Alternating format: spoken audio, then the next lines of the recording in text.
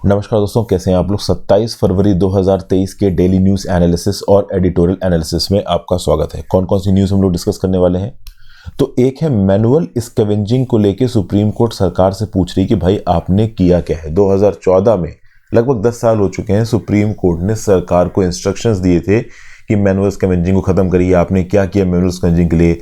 बहुत सारे डिस्ट्रिक्ट्स के डिस्ट्रिक्ट मजिस्ट्रेट को, जैसे कि हरिद्वार के डिस्ट्रिक्ट मजिस्ट्रेट है, उनको तो सुप्रीम कोर्ट की तरफ से धमकी भी मिली थी कि भाई तुम बोल रहे हो तुम्हारे यहाँ पे मैनुअल स्कैवेंजर्स नहीं, और बाद में पता चल रहे हैं। तो अब फिर से सुप्रीम कोर्ट सरकार से पूछ रही है कि भाई मैनुअल स्कैवेंजिंग को खत्म करने के लिए आपने किया क्या। उसकी अगली न्यूज़, भाई G20 की फॉरेन मिनिस्टर की मीटिंग से पहले रशिया ओपनली बोल रहा है कि यूएस, यूरोप और इनके जो बाकी अलाइज हैं ये ओपन ब्लैकमेलिंग कर रहे हैं। क्या हुआ भी रिसेंटली, फाइनेंस मिनिस्टर्स और जो सेंट्रल बैंक के गवर्नर्स हैं G20 कंट्रीज की, उनकी मीटिंग हुई। उसके बाद एक ज्वाइंट कम्युनिक इशू होना है, वो ज्वाइंट कम्युनिक इशू नहीं होने दिया। यूक्रेन वॉर को लेके ओवरऑल दुनिया को से ये स्टेटमेंट लेना चाह रहे हैं कि हाँ भाई रशिया यूक्रेन के ऊपर अत्याचार कर रहा है। तो इस बात को लेके रशिया बोल रहा है कि वेस्टर्न कंट्रीज, यूएस, यूरोप, उसके अलाइज ब्लैकमेलिंग कर रहे हैं। फिर डोमेस्टिक वायलेंस एक्ट के अंदर प्रोटेक्शन ऑफिसर्स को अपॉइंट किया गया। सुप्रीम कोर्ट बोल रहा है कि बहुत कम प्रोटेक्शन ऑफिसर्स अवेलेबल हैं। ये क्या न्यूज़ है, इसको देखेंगे। और ई संजीवनी ऐप, ये लोगों के लिए ग्रेट बून है, ऐसा मोदी जी बोल रहे हैं। क्यों है, इसको देखेंगे। तो आज के लिए अगर देखा जाए तो मंडे है, तो न्यूज़ तो 4 इंपॉर्टेंट लगी, लेकिन 6 इंपॉर्टेंट आज एडिटोरियल्स हैं। एक तो Hindenburg skin in the game approach, ये जो पहला आर्टिकल है ना, ये कांग्रेस पार्टी से इशू एक डाटा एनालिटिक्स के पर्सन ने लिखा है, बट ये जो लॉजिक दे रहे हैं, लॉजिक थोड़ा अच्छा लगा मेरे को। मतलब बेसिकली इनका ये बोलना है कि जो गौतम अदानी का अदानी ग्रुप है, इसके अगेंस्ट बहुत सारी रिपोर्ट्स निकली हैं, बट हिंडरबर्ग की रिपोर्ट सबसे ज़्यादा इफेक्टिव रही। लाखों करोड़ रुपए अदानी के उड़ गए, 4 लाख करोड़ से ज़्यादा। तो ऐसा क्या था हिंडनबर्ग की रिपोर्ट में? तो हिंडनबर्ग की खुद की खाल दांव पे थी। कैसे दांव पे थी, इसको देखेंगे। रेन्यूएबल एनर्जी स्फीयर में स्मोक सिग्नल्स, इसके बारे में बात करेंगे। OTT, over the top platforms, जैसे कि आपका नेटफ्लिक्स हो गया, डिज्नी हॉटस्टार हो गया, अमेजन प्राइम हो गया, जी वाला और जो भी आपके सोनी कह रहे हैं, तो ये सब ओटीटी रेगुलेशन, इसमें ट्रांसपेरेंसी लाने के लिए क्या किया जा सकता है, इसके बारे में एक आर्टिकल है, छोटा सा देख लेंगे। Tamil Nadu crash course on NEET, basically NEET को लेके देखिए, केंद्र की सरकार ने बोला है कि पूरे देश के मेडिकल एस्पिरेंट्स के लिए नीट का एग्जाम होगा। तो नीट अंडर ग्रेजुएट कोर्स का अलग एग्जाम, पोस्ट ग्रेजुएट कोर्स का अलग एग्जाम। तमिलनाडु के चीफ मिनिस्टर बोलते हैं कि नहीं भाई, तमिलनाडु के अंदर नीट का कोई एग्जाम नहीं। तमिलनाडु में जो राज्य की सरकार के मेडिकल कॉलेजेस हैं, वहां पे बच्चों का एडमिशन 12वीं कक्षा के नंबर पे होगा। तो इस बात पे लेकर तमिलनाडु ने कानून पास कर दिया। और ऑब्वियसली बात, अगर ये कानून पास हो जाता है तो बहुत सारे स्टेट्स केंद्र की सरकार से बोलने लगेंगे कि हम भी नीट नहीं फॉलो करना चाहते। लेकिन ओवरऑल केंद्र की सरकार जल्दी आने भी नहीं देगी।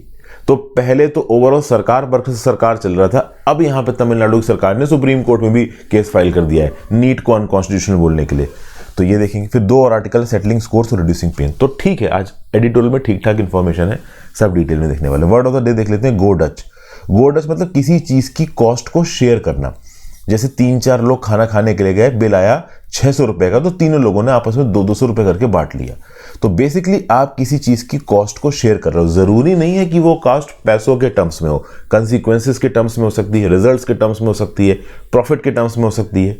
तो गो डच मतलब आप किसी एक पर्टिकुलर चीज की कॉस्ट को बराबर तरीके से स्प्लिट कर रहे हो। और ज्यादातर केसेस में जब आप कहीं बाहर खाना खाना जाते हो तो टोटल बिल को स्प्लिट कर लेना, तो उसको आप बोलते हो गो डच। जैसे कि सेंटेंस में यूजेज क्या है, When we go out for a meal or on holiday, we share the cost and go Dutch। मतलब हम जाते हैं, जो भी खर्चा वगैरह है उसको हम बराबर से बांट लेते हैं। वीडियो पे लाइक का बटन दोस्तों, चैनल को अब तक शेयर सब्सक्राइब नहीं किया कर लीजिए, इंस्टाग्राम पे फॉलो कर लीजिए, आपसे जुड़ने की कोशिश करता हूँ। टेलीग्राम ग्रुप ज्वाइन कर लीजिए, वहाँ पे लेक्चर की पीडीएफ और नोटिफिकेशन आपको मिल जाएगी। ज़्यादा से ज़्यादा लोगों के साथ इस लेक्चर को शेयर करें, ओवरऑल लेक्चर के एंगेजमेंट को यूट्यूब के एल्गोरिदम में बढ़ाने के लिए। ठीक है भाई, तो चलिए आ जाते हैं अपनी पहली न्यूज़ पे। Supreme Court ask governments what it has done to end manual scavenging. GS paper 2, government policies and intervention and issues arising out of its implementation में आपका काम है। देखिए, कोई भी एक पर्टिकुलर न्यूज़ जब मैं आपको बताता हूं तो मैं यूपीएससी का रेलेवेंट पार्ट आपको बता देता हूं, बट इसका मतलब ये नहीं है कि वो न्यूज़ केवल यूपीएससी के लिए ही इंपॉर्टेंट है। किसी भी और प्रकार के एग्जाम की आप तैयारी कर रहे हो, ये न्यूज़ हर जगह काम आती है। क्योंकि देखिए, जीएस तो एक ही है ना। थोड़ा एनालिटिकल रखता हूं मैं न्यूज़ को, मैं सिंपल वन लाइनर नहीं रखता हूं, क्योंकि वन लाइनर में फिर डॉर्मेंट सा लेक्चर हो जाता है, कुछ इंगेजमेंट नहीं होता, कुछ एनालिसिस नहीं होती। हालांकि बहुत सारे बच्चों को एनालिसिस नहीं चाहिए, उनको सीधे सीधे जवाब चाहिए, बट फिर भी मैं थोड़ा इंटरेस्टिंग और कुछ एडिशनल इन्फॉर्मेशन देने की कोशिश करता हूँ। तो भाई देख लेते हैं। सुप्रीम कोर्ट ने ओवरऑल सरकार से पूछा है कि 6 हफ्ते के अंदर हमें वो स्टेप्स बताओ जो स्टेप्स तुमने लिए हैं हमारे 10 साल पुराने जजमेंट को इंप्लीमेंट करने के लिए। जजमेंट था was related to end manual scavenging and prevent future generation from the inhuman practice while making entry into sewers without safety gear, a crime even in emergency situations। देखिए मैं आपको एक बात बताता हूँ, मैनुअल स्कैवेंजिंग को रोकने के लिए बहुत से कानून है। मैनुअल स्कैवेंजिंग आई होप आप सबको पता है। जो सीवर्स होते हैं, जैसे कि फॉर एग्जांपल अगर आप देखो तो आप सुबह नहाते धोते हैं, ओवरऑल एक्सक्रीशन करते हैं, तो जो आपका वेस्ट प्रोडक्ट है, बॉडी का वेस्ट प्रोडक्ट, और वो बहुत नेचुरल है, हर इंसान को जिंदगी जीनी है तो उसका एक एक्सक्रीटरी सिस्टम में बॉडी वेस्ट प्रोड्यूस होता है। वो बॉडी वेस्ट सीवर के थ्रू डिस्पोज ऑफ कर दिया जाता है। अब उन सीवर्स की सफाई की बात है। अब सफाई टेक्निकली मशीनों से होनी चाहिए, बट इंडिया के अंदर मैनुअल स्कैवेंजर्स थे जो ये सफाई करते थे। और प्रॉब्लम ये है कि इंडिया के कास्ट सिस्टम के चलते जो डिप्रेस्ड क्लासेस के लोग हैं उनको लगा दिया गया। तो ये इनह्यूमन है, ये बहुत गलत है, क्योंकि यहाँ पे इन सीवर्स में बहुत ही अनहाइजीनिक कंडीशंस होती हैं। तो सरकार कुछ नियम कानून लेके आई, जैसे कि एक नियम कानून है employment of manual scavengers and construction of dry latrines prohibition act 1993। फिर एक कानून था prohibition of employment as manual scavengers and their rehabilitation act 2013। फिर भाई अगर आप देखो तो 2014 में सुप्रीम कोर्ट का जजमेंट आया, ठीक है ना, सफाई कर्मचारी आंदोलन and others versus union of India. इस जजमेंट ने क्या बोला? Rehabilitation based on principle of justice and transformation. Persons released from manual scavenging should not have crossed hurdles to receive what is their legitimate due under the law. देखिए 2014 का जो judgement था उसमें supreme court ने manual scavenging से लेके बहुत कुछ बोला। एक तो सरकारों को और सारे डिस्ट्रिक्ट मजिस्ट्रेट्स को ये वार्निंग इशू की, बाद में सरकार ने भी वार्निंग इशू की, आपके डिस्ट्रिक्ट में मैनुअल स्कैवेंजर नहीं होने चाहिए, मैनुअल स्कैवेंजिंग से रिलेटेड चीज़ों को रिजॉल्व करिए। तो जो अलग अलग डिस्ट्रिक्ट मजिस्ट्रेट थे उन्होंने भी बहुत तेजी से कोशिश की कि मैनुअल स्कैवेंजिंग को खत्म किया जाए, बट एक्चुअली वो खत्म हुई नहीं, आज भी किसी न किसी फॉर्म में एग्जिस्ट करती है। सुप्रीम कोर्ट के 2014 के जजमेंट में क्या बोला कि जो लोग भी मैनुअल स्कैवेंजर्स की डेफिनेशन में आते हैं उसको आप पहली बात तो मैनुअल स्कैवेंजिंग के इस इनह्यूमन प्रोसेस से बाहर निकालिए और इनको रिहैबिलिटेट करिए। रिहैबिलिटेट मतलब उनको कुछ आप अल्टरनेटिव एम्प्लॉयमेंट प्रोवाइड करो जिससे वो अपनी जिंदगी ऑनर के साथ जी सकें। फिर ये बोला क्या कि जो ड्राई लैट्रिन्स, अब ड्राई लैट्रिन्स में पानी नहीं था तो ऑब्वियसली बात है उनको मैनुअली साफ करना पड़ेगा, इनको एबॉलिश करो और डिमोलिश करो, क्योंकि वो बहुत ज़्यादा गंदा हो जाता है ड्राई लैट्रिन्स को साफ करना। फिर ये पता करने की बात की गई कि कितनी ड्राई लैट्रिन्स है, उनका क्या स्टेटस है, उन ड्राई लैट्रिन्स को साफ करने के लिए कितने सफाई कर्मचारी या फिर कह लो मैनुअल स्कैवेंजर्स इन्वॉल्व हैं। कैंटोनमेंट बोर्ड और रेलवेज में कितने सफाई कर्मचारी इन्वॉल्व हैं, क्योंकि उन्हीं सफाई कर्मचारी को काम दिया जाता था ड्राई लैट्रिन साफ करने का। फिर म्यूनिसिपल कॉरपोरेशन में जो अलग अलग राज्यों में म्यूनिसिपल कॉरपोरेशन है उसमें किस प्रकार के इक्विपमेंट अवेलेबल हैं, टेक्निकल इक्विपमेंट जो कि मैकेनाइज करते हैं सीवेज क्लीनिंग को, जो कि दुनिया भर में देखिए सीवेज हर जगह प्रोड्यूस होता है जहां जहां मैनकाइंड है, क्योंकि एक्सक्रीटरी सिस्टम हर जगह है, तो उसको साफ करने के लिए डेवलप्ड कंट्रीज में आप जाओगे ना तो मशीनी प्रोसेस है, ठीक है। कभी कुछ मशीन से नहीं हो पाता है तो कभी कभार आपने पर्सन भेज दिया कि यहाँ भाई मशीन से काम नहीं हो पा रहा, बट उसके पैसे भी बहुत मिलते हैं। इंडिया के अंदर मशीन नहीं है तो आपने आदमियों को लगा दिया, तो ये गलत है, ये बंद करो। उसके बाद देखो सीवेज से रिलेटेड जो डेथ है उनकी ऑनलाइन ट्रैकिंग करो, और अगर मान लो डेथ हो जाती है तो बाद में ये बोला गया कि भाई आपको कंपनसेशन देना पड़ेगा। तो ये 2014 में जो जजमेंट दिया सुप्रीम कोर्ट में, अब सुप्रीम कोर्ट में इतने पिटीशंस आ रहे हैं और इतने लोगों की जान जा रही है इस मैनुअल स्कैवेंजिंग के प्रोसेस में कि सुप्रीम कोर्ट बोल रहा है कि भाई जो 2014 में हमने जजमेंट दिया था तुम क्या उसको सही तरीके से इंप्लीमेंट कर भी रहे हो कि नहीं कर रहे हो।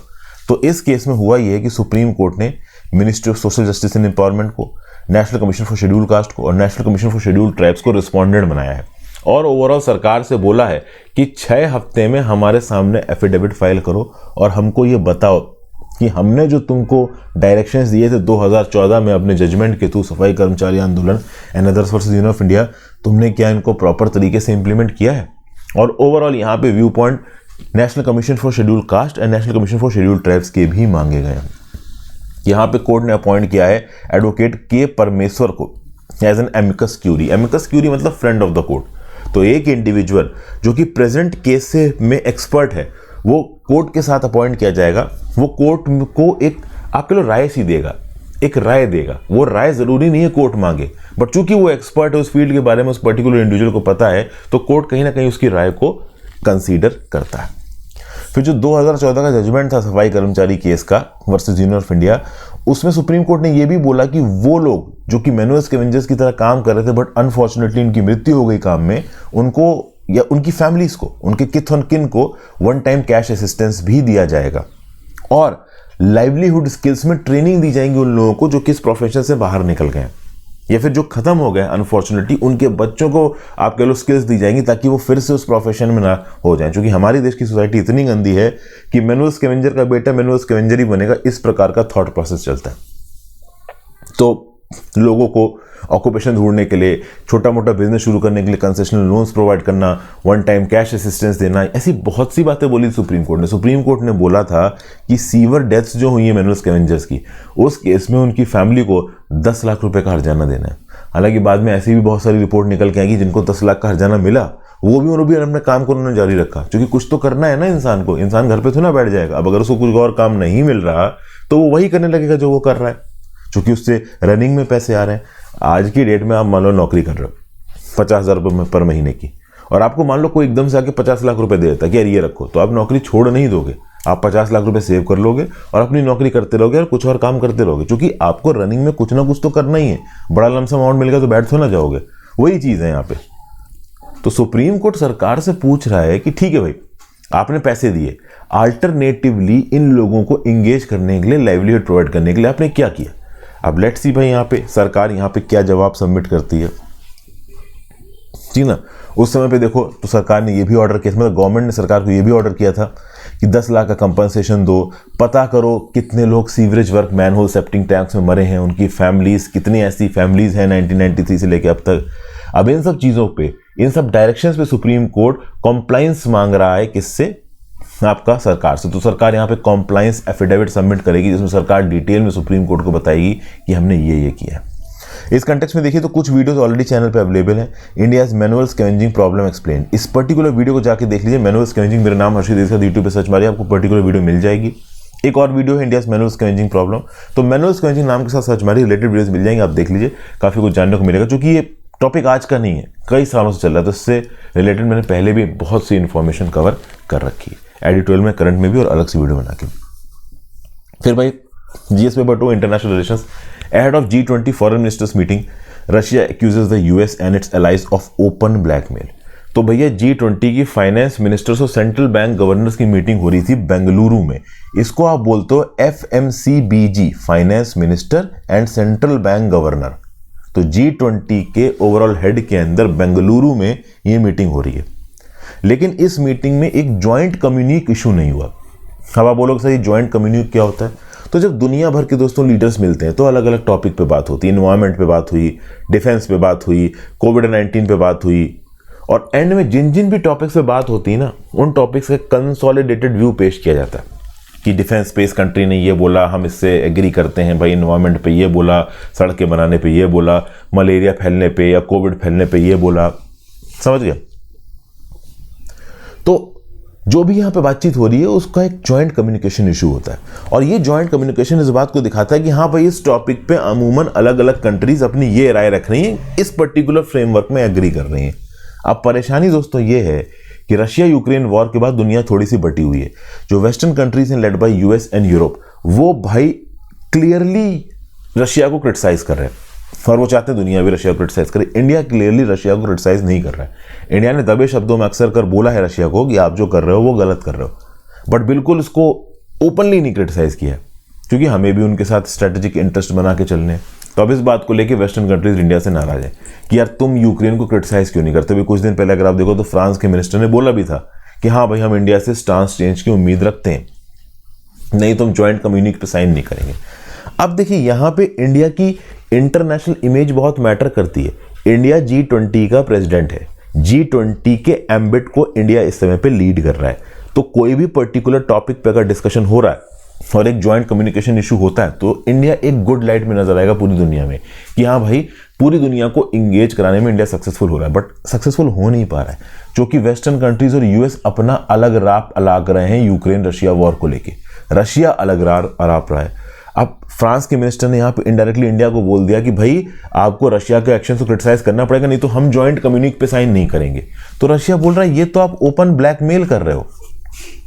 फॉरेन मिनिस्ट्री जो है मॉस्को की, उसने अपना एक स्टेटमेंट इशू किया और उस स्टेटमेंट में उन्होंने लिखा कि रशिया तो करता ही करता है, चाइना भी प्रोटेस्ट करता है यूनाइटेड स्टेट्स और उसके एलाइज को एनमिटी और हेट्रेड फैलाने के लिए। बेसिकली यहां पे रशिया इल्जाम लगा रहा है वेस्टर्न कंट्रीज के ऊपर, यूएस यूरोप के ऊपर, कि ये ब्लैकमेल कर रहे हैं, डिक्टेट कर रहे हैं, इंटरनेशनल इवेंट्स के ऊपर अपनी टिप्पणी को इन्फोर्स करने की कोशिश कर रहे हैं। मतलब यूक्रेन रशिया वॉर का जो वर्जन यूएस और यूरोप देखता है, ये चाहते हैं कि G20 में भी वही वर्जन अडॉप्ट हो और इंडिया को इस बात के लिए प्रेशराइज किया जा रहा है। इसको ब्लैकमेल की तरह एड्रेस किया है यहां पे रशिया ने। स्टेटमेंट क्या बोलता है रशिया का? Collective west to abandon the its destructive course as soon as possible and build normal relations with new centres of power in international arena. मतलब रशिया यहाँ पे बोल रहा है कि रशिया नया सेंटर ऑफ पावर है, इंडिया नया सेंटर ऑफ पावर है, इनके साथ हम इंगेज करो, इनके ऊपर अपनी बातों को इन्फोर्स कराने की कोशिश मत करो। तो भाई western countries Russia Ukraine war को लेके चाहते हैं कि एक ऐसा कम्युनिक इशू हो, वो कम्युनिक जो कि यहाँ पे ओवरऑल यूक्रेन को तो गुत्थम गुत्था हुए पड़े। अब आपको समझ में आ जाएगा कि इंडिया के लिए G20 की लीडरशिप इतना आसान नहीं है। आप चाहे कितना भी माहौल बना लो अच्छा, ओवरऑल दुनिया को किसी एक पर्टिकुलर टॉपिक के रिस्पेक्ट में सिंक्रोनाइज कर पाना, एक जॉइंट कम्युनिकेशन इशू कर पाना कितना मुश्किल है, वो यहाँ पे आपको पता चल रहा है। ये जो फाइनेंस मिनिस्टर और सेंट्रल बैंक के गवर्नर्स की मीटिंग हुई है, इसमें इंडिया यहाँ पे एक जॉइंट कम्युनिकेशन नहीं इशू करा पाया है। और अब 1 और 2 मार्च को होने वाली है G20 के फॉरेन मिनिस्टर्स की मीटिंग, वहां पे देखते हैं भाई क्या होने वाला है। ठीक है, ये चीज हमने देखी।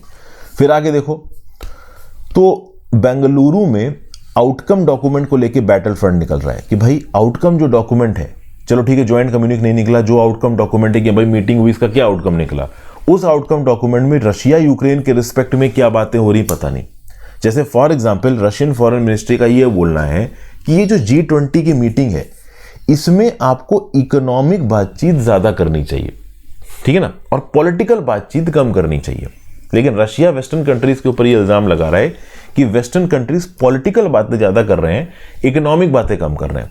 सब्सटेंसिव फाइनेंशियल इश्यूज के ऊपर जो डायलॉग होना चाहिए, उसके ऊपर एक विशेषकर और डिस्क्रिप्टिव टिप्पणी होनी चाहिए। लेकिन यहां पे जो ब्रिक्स कर रहा है उसको साइडलाइन किया जा रहा है। ये US, United states, European union और G7 कंट्रीज अपनी खुद की चला रही हैं, पैरानॉइड हो रखी हैं, और ओवरऑल यूक्रेन के रिस्पेक्ट में जो डिस्कस किया जा रहा है वो अलग है, और एक्चुअली में जो आउटकम डॉक्यूमेंट में रशिया यूक्रेन में जो दिखाने की कोशिश कर रहे हैं, तो रशिया को एग्रेसर दिखाया जा रहा है और यूक्रेन को विक्टिम दिखाया जा रहा है। तो बेसिकली G20 के एरेना के अंदर रशिया बोल रहा है कि बहुत सी ऐसी कंट्रीज हैं जो कि रशिया के साथ ओपन फ्रंट नहीं खोलना चाहती हैं, रशिया को ओपनली क्रिटिसाइज नहीं करना चाहती, रशिया के साथ थोड़ा बहुत एंगेज करना चाहती हैं, but US, Europe, G7 countries force कर रहे हैं पूरी दुनिया को उनका वर्जन मानने के लिए with respect to Russia Ukraine war.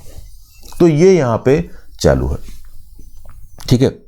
तो ये G20 में अब आपको समझ जाएगा कि जो हमारे पॉलिटिकल रिप्रेजेंटेटिव्स हैं, ब्यूरोक्रेट्स हैं, उनका काम कितना मुश्किल होता है। कल की डेट में जब आप ब्यूरोक्रेट बनोगे, फॉरेन मिनिस्ट्री में जाओगे ना, किसी इंटरनेशनल नेगोशिएशन में जाओगे ना, तो भले ही सामने फॉरेन मिनिस्टर होंगे, बट पीठ पीछे सारा कागजी काम आप ही कर रहे होगे, और आपको असिस्ट करने के लिए असिस्टेंट की पूरी टीम होगी। और जब मिनिस्टर वहां पे नेगोशिएशन कर रहा होगा ना, सामने आप किसी हायर रैंक पे पहुंच गए, तो उस नेगोशिएशन में आप एक्टिवली पार्टिसिपेट कर रहे होगे। सामने वाला रिप्रेजेंटेटिव जो बोल रहा होगा उसकी पोटेंशियल आउटकम क्या है इंडियन फॉरेन पॉलिसी के रिस्पेक्ट में, उसके बारे में मिनिस्टर्स आपको बता रहे होगे। तो बहुत इंपॉर्टेंट रोल होता है यहाँ पे, ठीक है भाई। फिर यहाँ पे रशियन फॉरेन मिनिस्ट्री ओवरऑल जो इंडिया के एक्शन है उसकी तारीफ कर रहा है, इंडिया की कंस्ट्रक्टिव प्रेसिडेंसी की तारीफ कर रहा है, इंडिया किस प्रकार से fair consolidation of interest and position कर रहा है, इंडिया किस प्रकार से बैलेंस्ड अप्रोच को अपना रहा है, इंडिया किस प्रकार से मॉडर्न चैलेंजेस को रिस्पॉन्ड कर रहा है in the area of global finance and related sector वगैरह वगैरह, ठीक है भाई। चलिए अगली news, GS paper 2 judiciary. Supreme Court intrigued by the lack of protection officers for domestic violence, GS paper 2 judiciary. तो भाई मिशन शक्ति लेके आया गया था। मिशन शक्ति क्या है? ये एक अम्ब्रेला स्कीम है for the safety, security and empowerment of women.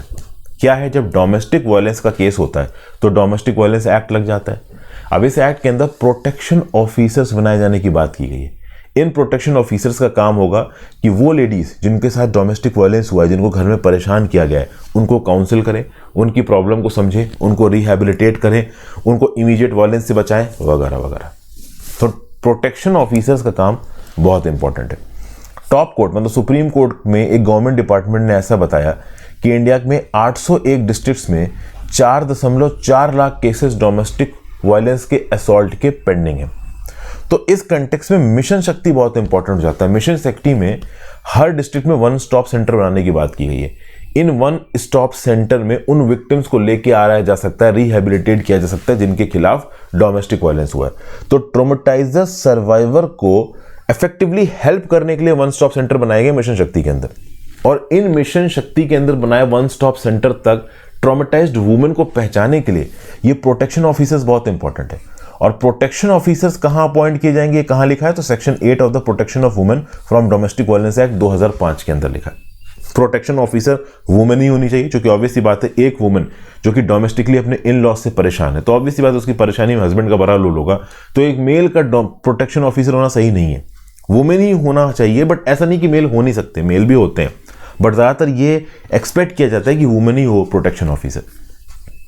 तो ये protection officers overall women victims की मदद करते हैं कंप्लेंट फाइल करने में, इन्फॉर्मेशन प्रोवाइड करते हैं पुलिस को, इमीडिएट प्रोटेक्शन और सपोर्ट अवेलेबल करवाते हैं एक पर्टिकुलर वुमेन को जो कि यहाँ पे इस समय पे परेशान है, ठीक है ना। विक्टिम्स को उनके लीगल राइट्स के बारे में बताते हैं, कोर्ट प्रोसीडिंग्स में उनकी मदद करते हैं। अगर आप देखो प्रोटेक्शन ऑफिसर्स कुछ हद तक आप कह लो मजिस्ट्रेट्स की तरह ही होते हैं। ओवरऑल डोमेस्टिक वायलेंस एक्ट को प्रॉपर तरीके से इंप्लीमेंट करने में एक कंस्ट्रक्टिव रोल प्ले करते हैं वो, ठीक है भाई। तो ये सब बातें ओवरऑल यहाँ पे बोली गई हैं। फिर आगे क्या कहा जा रहा है, एस रविंद्र भट्ट और दीपांकर दत्ता सुप्रीम कोर्ट के जजेस की बेंच बैठी हुई थी। उन्होंने बोला कि भाई देखिए 801 डिस्ट्रिक्ट्स में डोमेस्टिक वायलेंस से रिलेटेड 4.4 लाख केसेस पेंडिंग है।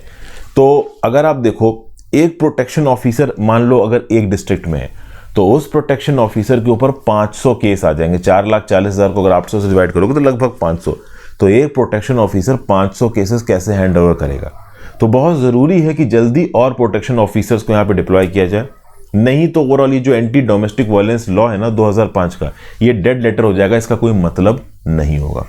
फिर सुप्रीम कोर्ट ने यहाँ पे women and child development ministry की सचिव सेक्रेटरी को केंद्र की सरकार में बोला कि आप अलग अलग राज्य के प्रिंसिपल सेक्रेटरी से मिलिए, और फिर मीटिंग्स में फाइनेंस मिनिस्ट्री के representative, national commission for women के representative, national human rights commission के रिप्रेजेंटेटिव, सोशल जस्टिस मिनिस्ट्री के representative, national legal services authority के रिप्रेजेंटेटिव सब होंगे। इनकी मीटिंग होगी, मीटिंग 3 हफ्ते के अंदर होनी चाहिए, और फिर उस मीटिंग में डिसाइड किया जाएगा यहाँ पर डोमेस्टिक वायलेंस एक्ट के केस में क्या हो रहा है, क्या नहीं हो रहा है, ओवरऑल मिशन शक्ति क्या सही तरीके से काम कर रहा है। बेसिकली मिशन शक्ति में सरकार ने क्या किया ये पूछ रही सुप्रीम कोर्ट। जिस प्रकार से सुप्रीम कोर्ट पूछ रही कि तुमने मैनुअल स्कैवेंजिंग में क्या किया, तो मिशन शक्ति में तुमने क्या किया, मतलब सरकार से अकाउंटेबिलिटी मांग रही है सुप्रीम कोर्ट, ठीक है। तो क्या चल रहा है करंट स्टेटस ऑफ मिशन शक्ति अकॉर्डिंग टू गवर्नमेंट, ये गवर्नमेंट को प्लेस करने के लिए बोला गया है। हर डिस्ट्रिक्ट में कितने प्रोटेक्शन ऑफिसर्स डिप्लॉयड हैं, डिस्ट्रेस कॉल पे किस प्रकार से काम किया जाता है, स्टाफ को कैसे पोजीशन किया जाता है, वगैरह वगैरह। फिर सुप्रीम कोर्ट ने केंद्र से यहाँ पे भी पूछा है कि क्या आपने ऐसा कोई सेंट्रल पोर्टल या स्कीम बनाई है जहाँ पे सारे डोमेस्टिक वायलेंस से रिलेटेड क्राइम्स को रजिस्टर किया जाए। तो ये सब सी है। मिशन शक्ति किस प्रकार से एक अम्ब्रेला स्कीम की तरह काम कर रहा है for the implementation of domestic violence act, ये क्वेश्चन यहाँ पे पूछा जा रहा है। अगली news, GS paper 2 health services, E Sanjeevani app a great boon for the people, Narendra Modi. तो नरेंद्र मोदी जी ने 98th episode of customary radio address Mann Ki बात में क्या बोला है कि ये जो ई संजीवनी एप्लीकेशन जैसे एक्सपेरिमेंट्स है ना, इन्होंने इस बात को इंश्योर किया कि मेडिकल सर्विसेज लोगों तक पहुंचे देश के अलग अलग हिस्सों में। और यहां पे एक है ई संजीवनी ओपीडी एप्लीकेशन जिसमें फ्री में मेडिकल आप कह लो एडवाइस प्रोवाइड की जाती है लोगों को। मन की बात एक वंडरफुल प्लेटफॉर्म है as an express of public participation. तो मन की बात की तो तारीफ की है मोदी जी ने। फिर यहां पे मोदी जी क्या बोलते हैं, every month in millions of messages the मन की बात of lots of people reaches me.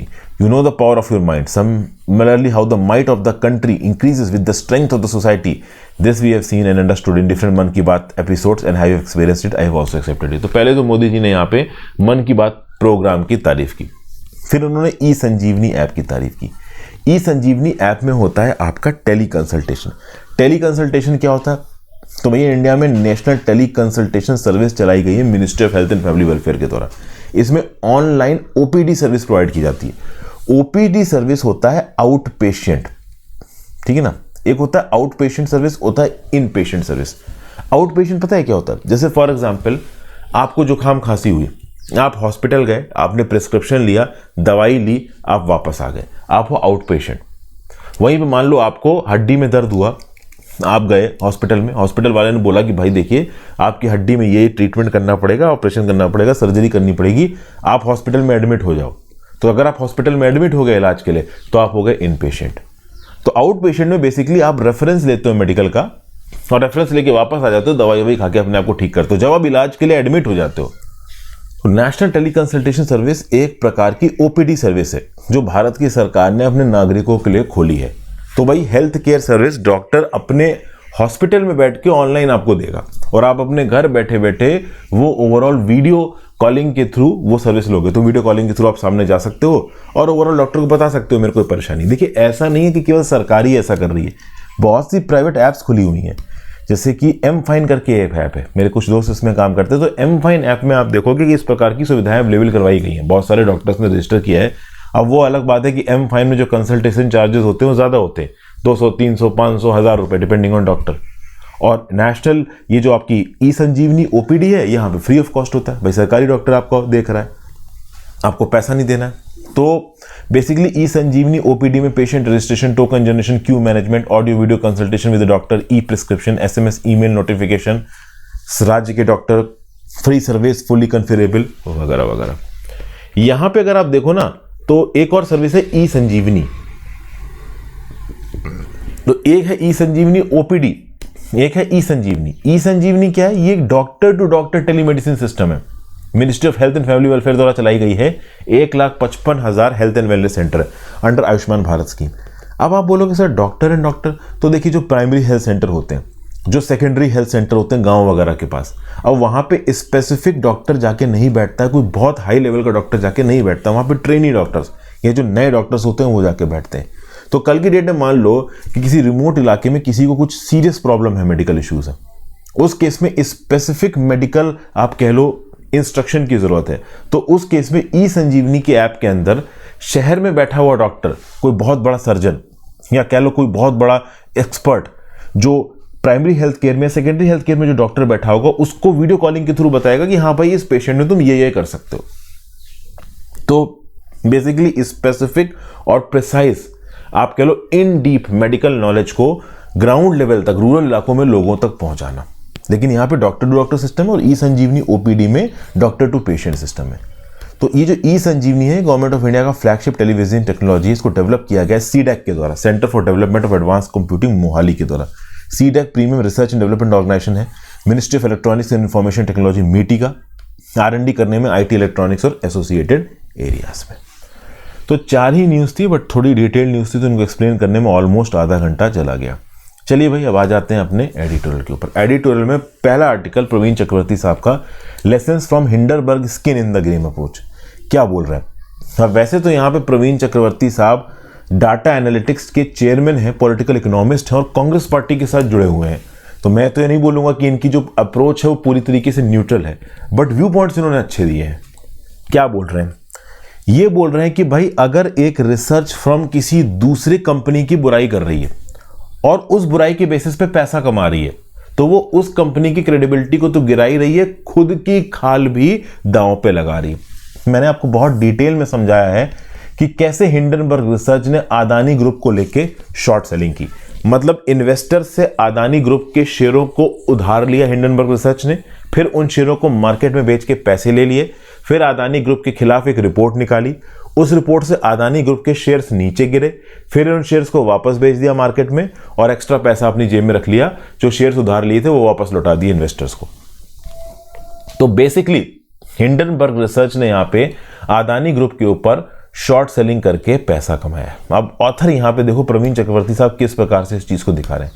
Praveen चक्रवर्ती साहब बोल रहे कि मान लो 2 टेलीविजन चैनल है, A और B, और B टेलीविजन चैनल और A टेलीविजन चैनल किसी पर्टिकुलर इलेक्शन के आउटकम को प्रेडिक्ट कर रहे हैं। तो मान लो किसी पर्टिकुलर चैनल, मान लो B चैनल ने यह बताया कि ये पॉलिटिकल पार्टी जीत जाएगी और कल की डेट में वो पॉलिटिकल पार्टी जीत जाती है, तो B के प्रोडक्शन सही होंगे। हो सकता है इस पूरे टेलीवाइज प्रोसेस में B चैनल के ऊपर लोगों की क्रेडिबिलिटी बढ़े और B चैनल बहुत सारा पैसा कमा ले। ये हो गया एक फैसेट ऑफ द कॉइन। दूसरा फैसेट ये है कि बी चैनल ने प्रिडिक्शन किया कि ये पॉलिटिकल पार्टी जीतेगी, लेकिन वो पॉलिटिकल पार्टी हार जाती है। तो वो हार जाती है तो उस केस में बी चैनल की क्रेडिबिलिटी गिरेगी, उसको नुकसान होगा। तो इस कंटेक्स्ट में क्या आप अपनी पॉलिटिकल आइडियोलॉजी के हिसाब से ये कह सकते हो कि बी चैनल सही था या ए चैनल सही था? मान लो बी चैनल अगर किसी पर्टिकुलर पॉलिटिकल पार्टी को बोल रहा है कि ये जीतेगी, बाद में वही जीत जाती है, और आप उस पॉलिटिकल पार्टी के सपोर्टर नहीं हो, तो आपको लगेगा कि यार बी तो बकवास चैनल है। और आप अगर उस पॉलिटिकल पार्टी के सपोर्टर हो तो आप बोलोगे बी तो बढ़िया चैनल है। तो ये आपके व्यू पॉइंट पे डिपेंड करता है कि आप उस चीज को किस प्रकार से देख रहे हो। लेकिन in the words of a Lebanese mathematician and philosopher Nassim Taleb, यहां पे बी की खाल है गेम में। मतलब अगर बी अपना पैसा लगा के प्रिडिक्ट कर रहा है कि ये पॉलिटिकल पार्टी जीतेगी, तो जीतती है तो बी ऊपर उठेगा और हारती है तो बी नीचे गिरेगा, बी को नुकसान भी होगा। मतलब बी ओवरऑल अगर प्रिडिक्शन कर रहा है तो उस प्रिडिक्शन की रिजल्ट के ऊपर बी के भी पैसे लगे हैं, बी की भी एग्जिस्टेंस लगी हुई है। तो ऐसे केस में आप बी को पूरी तरीके से गलत नहीं कर सकते।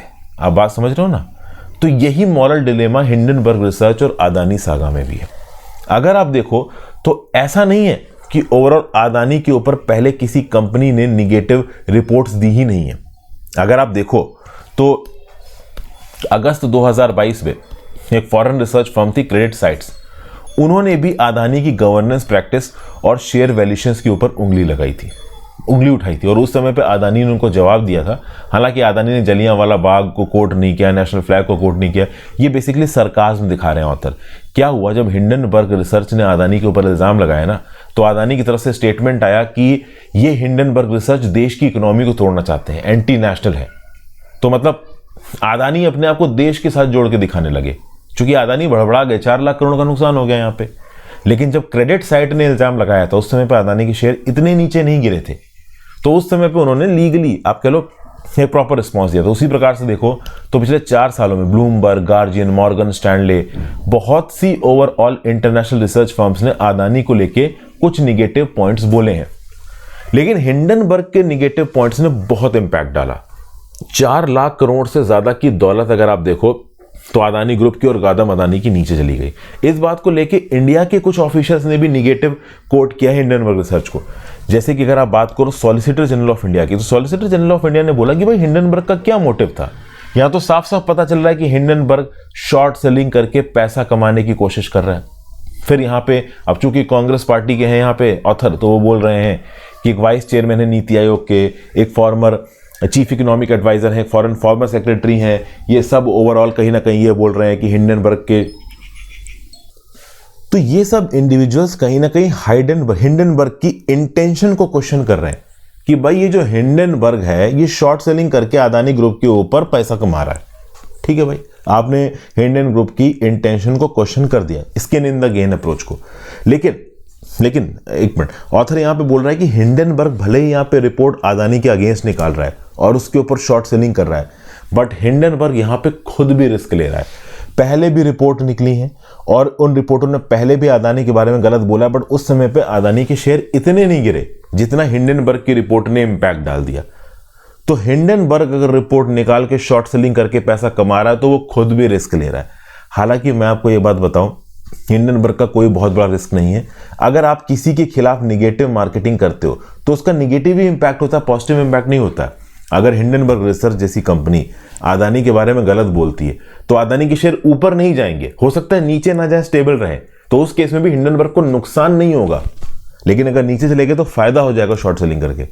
तो हिंडनबर्ग यहां पे अगर रिस्क ले रहा था तो कोई बहुत बड़े लॉसेस की उम्मीद नहीं थी हिंडनबर्ग रिसर्च को, इनफैक्ट फायदे की उम्मीद थी, और फायदा इनको यहां पे बम्पर हुआ है।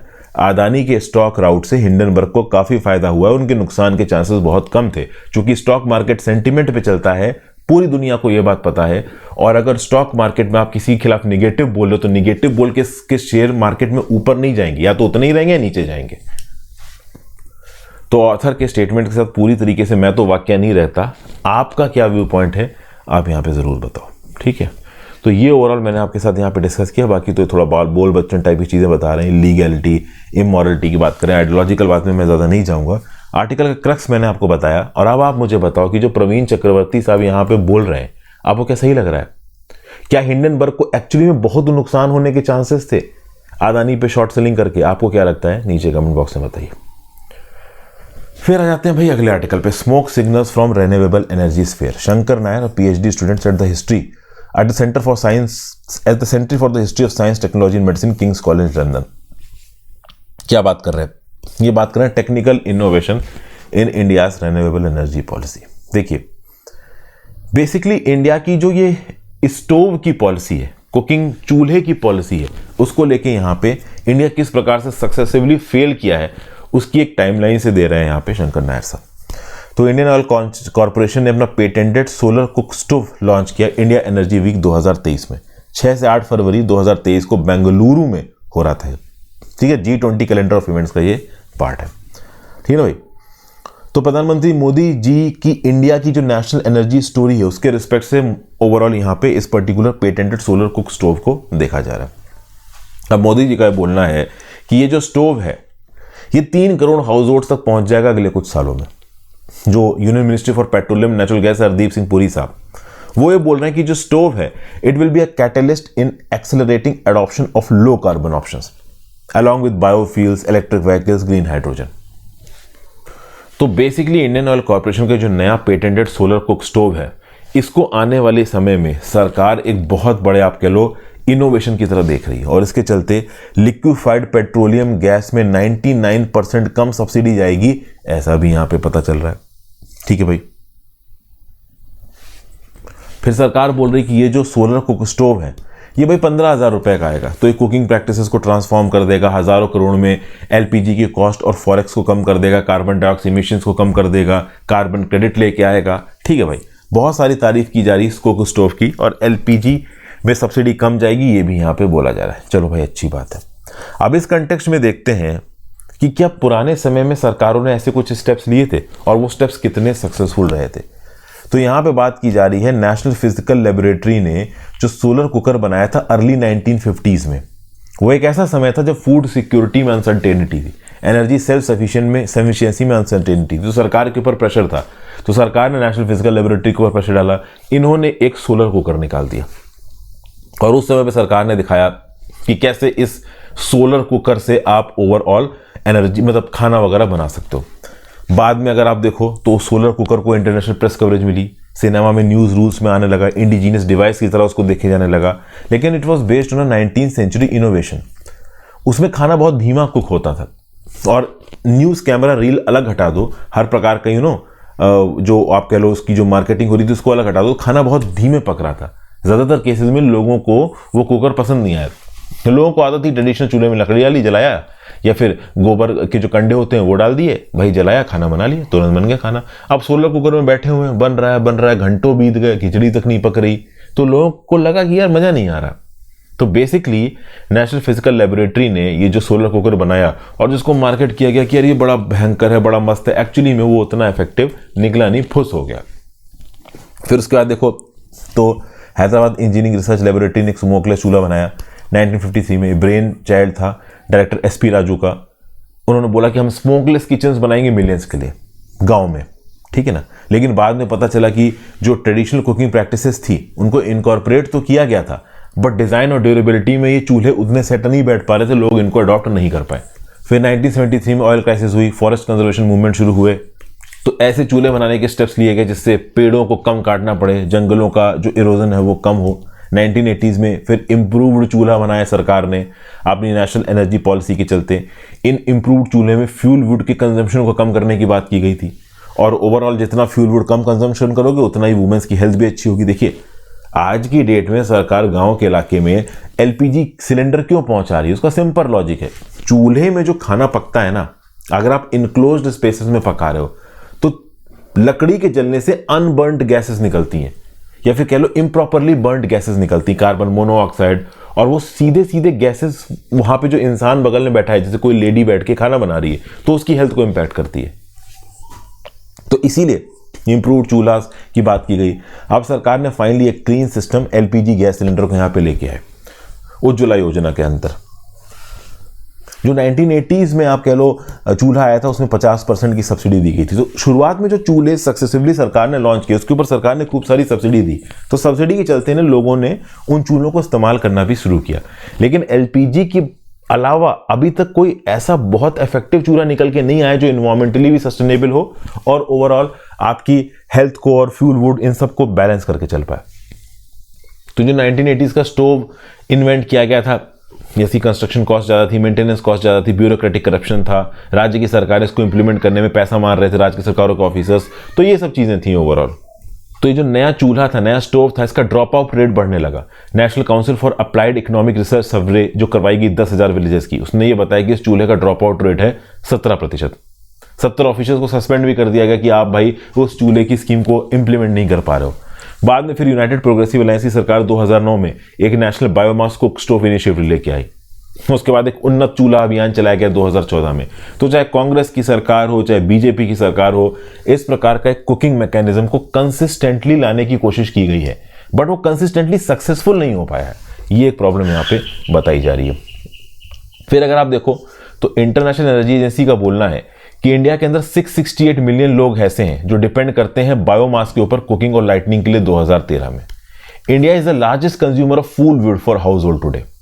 अगर आप देखो तो एलपीजी स्कीम की सक्सेस अपने आप में बहुत बड़ी है, लेकिन चूंकि फ्यूल प्राइसेस में इन्फ्लेशन बढ़ रहा है तो ये जो एलपीजी स्कीम की सब्सिडी है ना, ये सरकार को काफी महंगी पड़ रही है। तो कुल मिला के अगर आप देखो तो ऑथर यही बताने की कोशिश कर रहा है कि सरकार अलग अलग इनोवेटिव स्टेप्स को लाने की कोशिश करती है, बट कोई भी स्टेप उतना इफेक्टिव हुआ नहीं है 1953 से लेके अब तक। अगर सबसे इफेक्टिव देखो एनवायरमेंट के कंटेक्स्ट में तो एलपीजी गैस सिलेंडर ही है, लेकिन एलपीजी की सब्सिडी कहीं ना कहीं सरकार को भारी पड़ रही है। तो सरकार लगातार कुछ इनोवेटिव सोलर एनर्जी चलने वाले चूल्हे को प्रमोट करने की कोशिश करती रहती है, हालांकि वो उतने इफेक्टिव बन नहीं पा रहे हैं। फिर अगला towards transparency in OTT regulation. तो भाई 2 साल हो चुके हैं सरकार को लॉन्च किए information technology intermediate guidelines in digital media ethics code rules.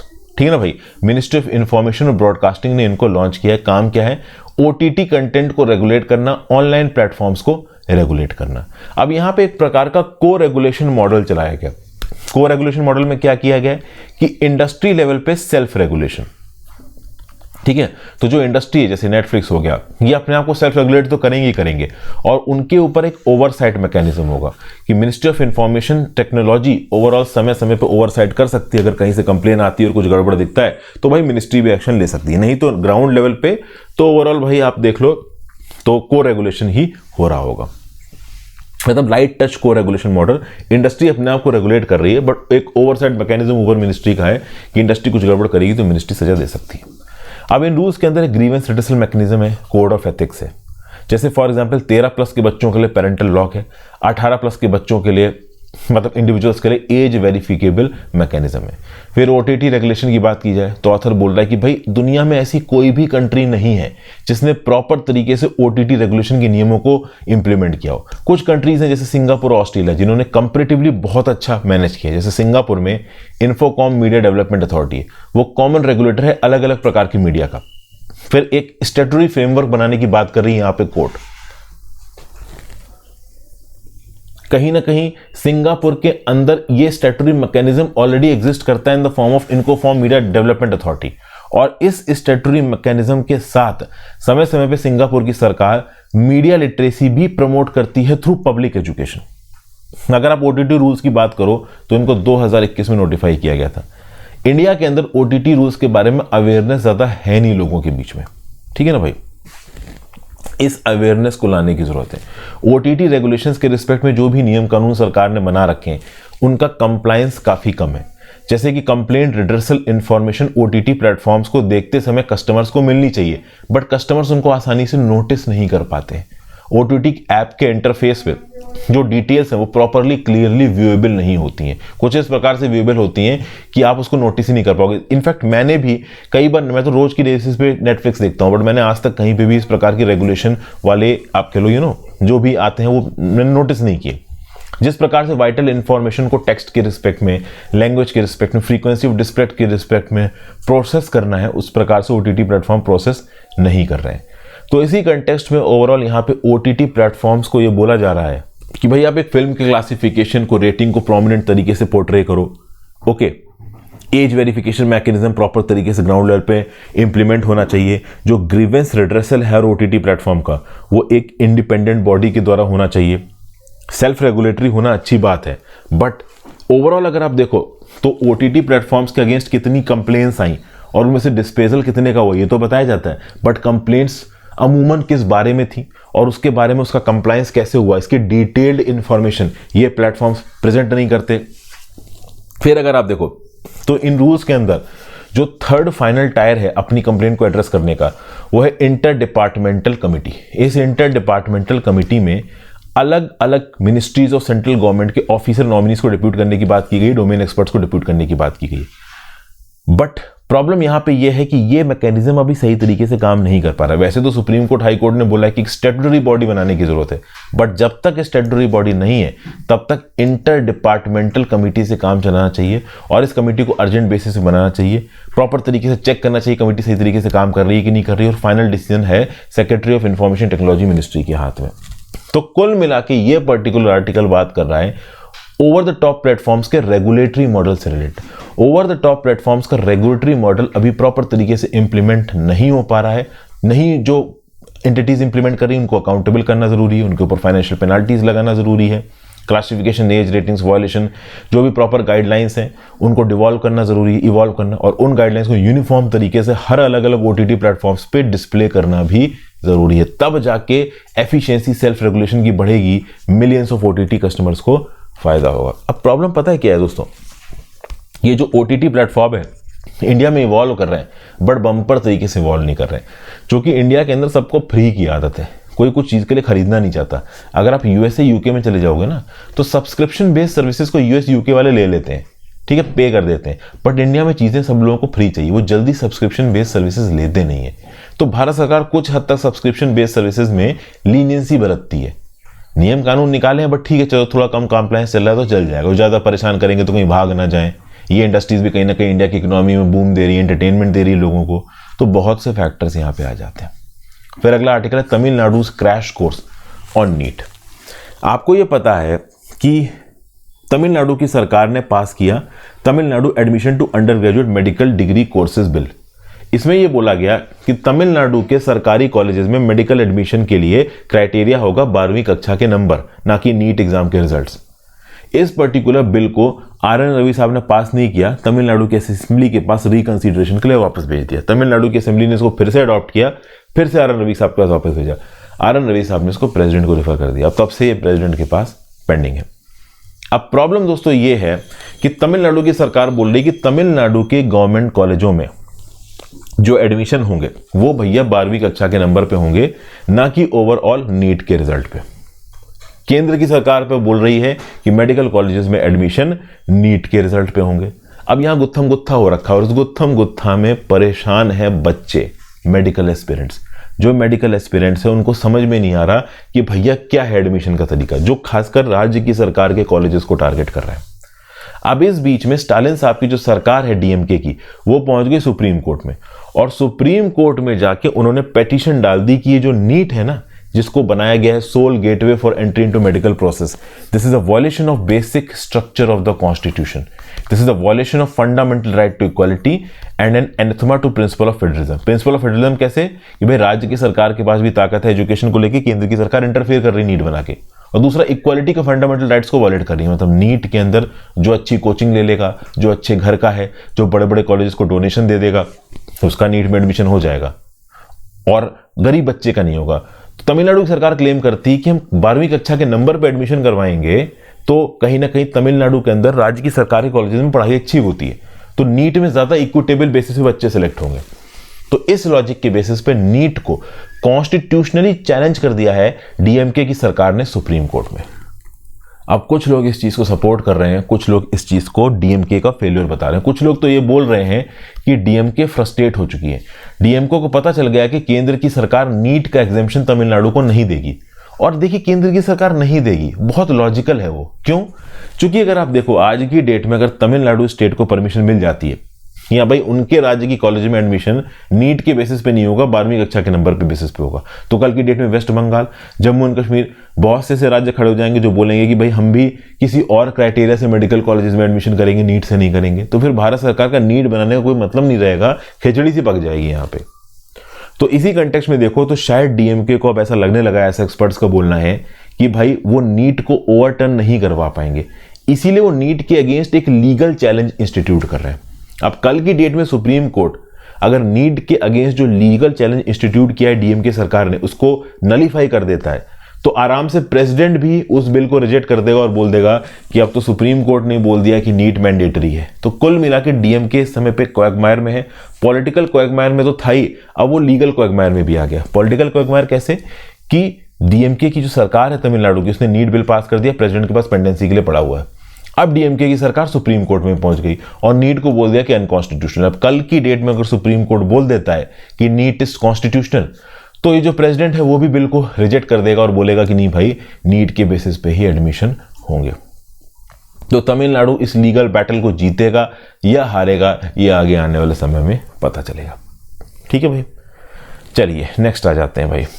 Khera arrest shows how partisan police action is a serious threat to liberty. अब इसके बारे में विनी सर ने वीडियो बनाई थी भाई। कांग्रेस लीडर और उनके मीडिया और पब्लिसिटी डिपार्टमेंट के जो चेयरमैन है पवन खेड़ा, रायपुर वाली फ्लाइट में जा रहे थे, वहां पे उनको उतार लिया गया। प्रधानमंत्री मोदी जी ने के अगेंस्ट उन्होंने ओवरऑल कुछ स्टेटमेंट्स दिया था। हालांकि इनके लॉयर्स ने इनको इंटरिम बेल जरूर दिलवा दी है, बट यहाँ पे ओवरऑल रूलिंग सरकार को, प्रधानमंत्री मोदी जी को इस आर्टिकल में क्रिटिसाइज किया जा रहा है कि कैसे ओवरऑल पॉलिटिकली अगेंस्ट कमेंट देने के लिए, जो कि पूरी तरीके से ऑफेंसिव भी नहीं है, हर्टफुल भी नहीं है, उसके अरेस्ट किया जा रहा है। ओवरऑल पॉलिटिकल पावर को गलत प्रकार से इस्तेमाल किया जा रहा है। आसाम की पुलिस दूसरे राज्य में पहुंच रही है अरेस्ट करने के लिए, और ऐसा पहले भी हुआ है। जैसे 2022 में गुजरात के एमपी जिग्नेश मेवानी को अरेस्ट करने के लिए आसाम की पुलिस पहुंच गई थी। तो कुल मिला के ओवरऑल भारतीय जनता पार्टी को यहाँ पे आप कह लो एग्रेसर की तरह दिखाया जा रहा है। अब मिस्टर खेड़ा ने क्या बोला, प्रधानमंत्री जी के नाम में गौतम दास जोड़ दिया। तो बेसिकली गौतम दास जोड़ना थोड़ा देखिए अनएथिकल भी है। गौतम दास मतलब गौतम का दास, मतलब गौतम अदानी के साथ जो मोदी जी का एसोसिएशन। तो अपोजिशन भी कुछ भी बोल रहा है, उसके अगेंस्ट रूलिंग पार्टी भी एक्शन ले रही है, उसे भी क्रिटिसाइज किया जा रहा है कि भाई आप थोड़ा बहुत पॉलिटिकल अपोजिशन सुन लो, क्रिटिसिज्म सुन लो, इतने एक्सट्रीम स्टेप्स क्यों ले रहे हो। तो ये तो देखिए कुछ ऐसी चीज़ें ना, तो पॉलिटिकल चीज़ें, इन पॉलिटिकल चीज़ों में जो भी एक्शंस लिए जा रहे हैं ना, वो पॉलिटिकल आइडियोलॉजी के बेसिस पे आप उनको इन्फर करोगे। कुछ लोग बोलोगे हाँ भाई सही हुआ, कुछ लोग बोलोगे नहीं भाई गलत हुआ। तो वो डिपेंड करता है आपकी पॉलिटिकल आइडियोलॉजी की। आपको क्या लगता है कि क्या यहाँ पे खेड़ा को इस प्रकार के कमेंट्स देने चाहिए थे, गौतम दास जोड़ना चाहिए था, और उसके बाद क्या इस प्रकार से उसका अरेस्ट होना चाहिए था? दोनों के बारे में नीचे कमेंट बॉक्स में लिखो, आपके बिल्कुल न्यूट्रल तरीके से। फिर भाई आज की आखिरी न्यूज़, रिड्यूसिंग पेन। यहाँ पे क्या बात की जा रही है? यहाँ पे बात की जा रही है reducing many barriers on the road to gender equality. Gender equality को पाने में इंडिया में अभी काफ़ी प्रॉब्लम्स बची हुई हैं। देखिए, हायर एजुकेशन की अपॉर्चुनिटी वुमेन को धीरे धीरे अवेलेबल हो रही है, कपल इक्विटी बढ़ रही है, आदमी औरत बराबरी की तरफ आगे बढ़ रहे हैं, सब अच्छी बात है। रिप्रोडक्टिव हेल्थ के लिए फाइट करना अच्छी बात है। अब अगर आप देखो तो मैटरनिटी बेनिफिट एक्ट 1961 में इनैक्ट किया गया था पार्लियामेंट के द्वारा। इसके अंदर जो पेड मैटरनिटी लीव है वुमेन को, वो 12 हफ्ते से बढ़ा के 26 हफ्ते की गई है। अभी रिसेंटली देखिए तो सुप्रीम कोर्ट में ओवरऑल एक पेटिशनर पहुंचा और उस पेटिशनर ने सुप्रीम कोर्ट से बोला कि भाई आप मेंस्ट्रुअल लीव दीजिए। मेंस्ट्रुअल मतलब जब मेंस्ट्रुएशन की साइकिल चलती है एक वुमेन की, उस समय पे जो वुमेन को दर्द होता है, जो प्रॉब्लम्स होती हैं, उसकी चलते उस वुमेन को लीव मिलनी चाहिए।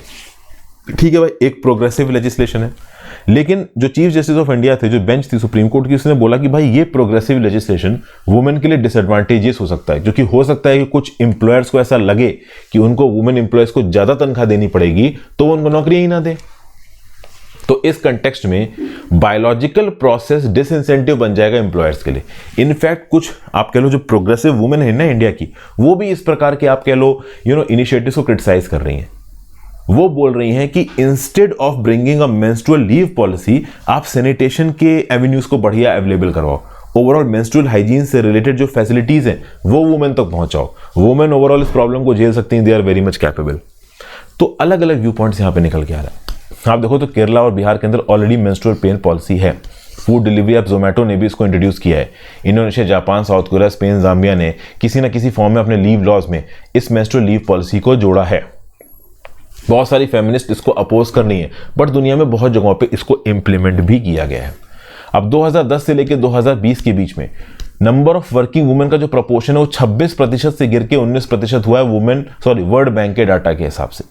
ठीक है, बहुत सारी जगहों पे जो लड़कियां हैं वो स्कूल सिर्फ इसलिए नहीं जाती क्योंकि वहां पे टॉयलेट नहीं होती।